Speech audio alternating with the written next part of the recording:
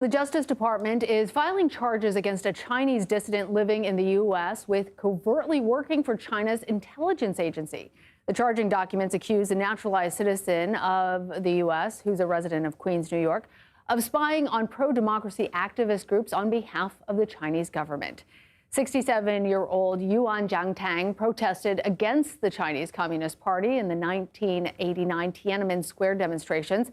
He then defected to Taiwan before relocating to the U.S. CBS News Justice Department reporter Robert Legare is with us from our Washington bureau. So, Robert, what more are we learning about Tang? What's he accused of? And this case seems so bizarre because he was a dissident who protested publicly against the Chinese Communist Party, and now he's being accused of actually being a spy for it?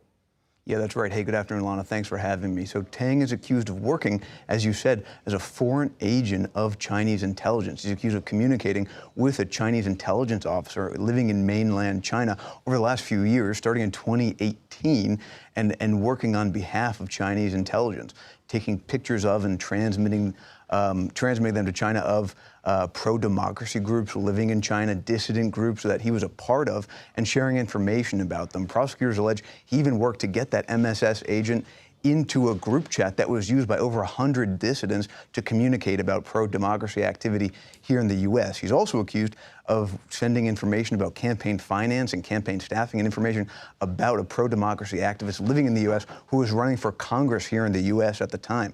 And so this criminal complaint basically lays out a sprawling allegation of a years-long campaign to leak information about pro-democracy groups living in the U.S. and sending them to China. He's also accused of traveling to China at least 3 times to meet with that MSS agent, and at one point having a bug put onto his cell phone that then he used to transmit all this information directly to Chinese intelligence. And Robert, is this a common practice for China to try and target dissidents and use them for intelligence purposes?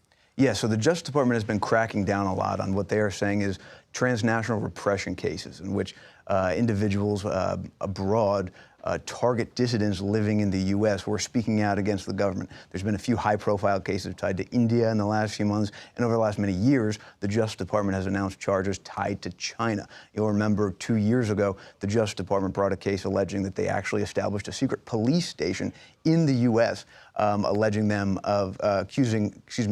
them of spying on dissidents in the U.S., and this is just another more recent example.